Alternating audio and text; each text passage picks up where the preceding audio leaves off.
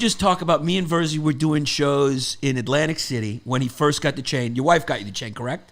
My wife got me the chain for my... Now, for your father, he would say that's a little thin, right?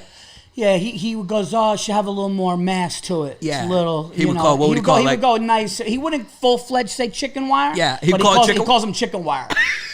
He goes, that's chicken wire. You can't, what's the point, you know? Your dad loves jewelry, no? I mean, like my dad's...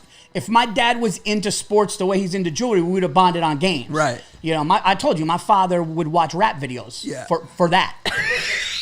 That's actually the God's honest truth. Yeah. He actually said to me once, he goes, you know, Paul, I don't go for this hip hop shit. You know that. He goes, but these rappers, he goes, they know their jewelry. They go big. You can't have chicken wire. Right. He likes big. He goes big. He likes big. He likes gaudy. He likes rings. He likes watches that are huge. So he's got like rings on his fingers and he moves them around? He's loaded up. Yeah. And he doesn't like a small portion of food at all. That's the number one. Yeah. That's the number one problem. Right. Is nobody loves a cut of veal like my dad. Yeah. Okay? He's a veal parm guy. That's what he does. It's the restaurants he goes to. He finds the best place. But if the portion's low, ruins his evening. Early. Yeah. I know for a fact. I know when it comes. I can look at his face. What was you told me one story once where he got so upset that he told them that he brought his family out and that he said, you're doing this in front of my family. He's a little tough with waitstaff and he makes me and my brother a little uncomfortable. Now your dad's kind of like Joe Pesci-ish. He's like Italian like that. Joe Pesci, the character in the movies. I would say if Joe Pesci's character was a little shy, if that makes sense. So picture like Joe Pesci, but like if he was shy and not as so much like that. Right. But he would go like, he tries to do it in a private way. Right. Like, you know, I brought my family. I can't. He goes, can I? You know, always wants to talk to a manager or an owner. Yeah. Always somebody higher has to come to the table. I'll tell you a hilarious story. My father's very big on pride, not being embarrassed. So I never told this before, but you know the way sometimes you go to a restaurant and my father's it's weird. He's private, but he wants it the way he needs it, right? So you know the way at some restaurants when they find out it's your birthday, they come out and sing? Yeah. He said, if you ever fucking do that to me, he goes, that will never fucking happen with me, right? Yeah. Like when they come and they clap like shit like that. He doesn't want it. No, he doesn't want it. He can't, you know, he's a funny, like very funny guy. He's a guy that is really his own way. He's aggressively Sicilian.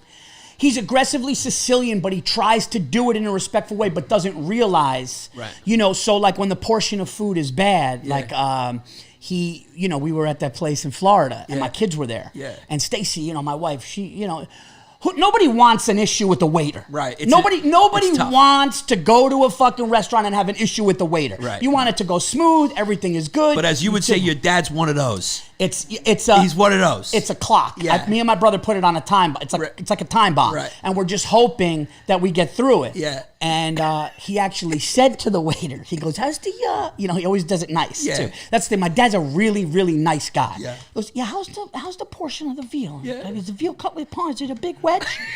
Big wedge. A big wedge. Yeah. Is it a big wedge? Is it? The guy goes, yeah. You know, it's a pretty decent sandwich, right? Yeah. So,